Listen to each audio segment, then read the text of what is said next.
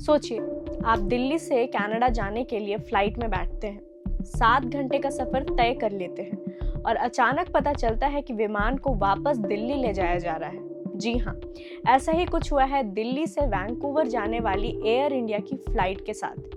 दिल्ली से वैंकूवर के लिए एयर इंडिया की एक फ्लाइट ने उड़ान भरी। सब कुछ ठीक चल रहा था, विमान करीब 4 घंटे हवा में था और चाइना एयर स्पेस के ऊपर से गुजर रहा था।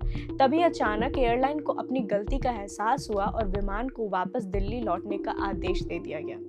जब तक विमान दिल्ली वापस उतरा, तब तक वहां कुल 7 घंटे हवा में बिता चुका था। राहत की बात ये रही कि विमान की लैंडिंग सुरक्षित हुई और सभी यात्री और क्रू मेंबर्स पूरी तरह सुरक्षित हैं। अब आपके मन में सवाल आ रहा होगा कि जब कोई खराबी नहीं थी तो विमान लौटा क्यों?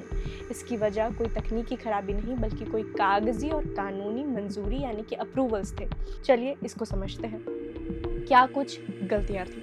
गलत विमान का चुनाव। इस रूट पर एयर इंडिया को बोइंग 777-300 विमान भेजना था, जिसके पास कनाडा में लैंड करने और वहां ऑपरेट करने के सभी ज़रूरी अप्रूवल थे।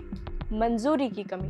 गलती से एयरलाइन ने इसकी जगह बोइंग 777-200 एयरक्राफ्ट भेज दिया। लैंडिंग की अनुमति नहीं मिलती।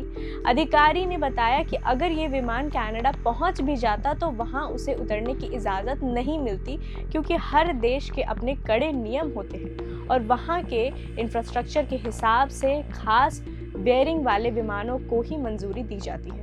हवाई यात्रा, खासकर इंटरनेशनल फ्लाइट, सिर्फ उड़ने का नाम नहीं है, इसके पीछे बहुत सारे नियम काम करते हैं। Aircraft spacing approval. हर देश ये तय करता है कि उसके आसमान में कौन सा विमान उड़ेगा और उसके रनवे पर कौन सा विमान उतरेगा। Ground support. जब कोई विमान जैसे बोइंग किसी दूसरे देश में उतरता है तो वहाँ का ग्राउंड स्टाफ, पार्किंग की जगह और मशीनों उसी खास मॉडल के हिसाब से तैयार होनी चाहिए। रेगुलेटरी ज़रूरतें। इंटरनेशनल फ्लाइट के लिए सही कागजात और टेक्निकल क्लियरेंस होना उतना ही ज़रूरी है जितना कि विमान में ईंधन होना।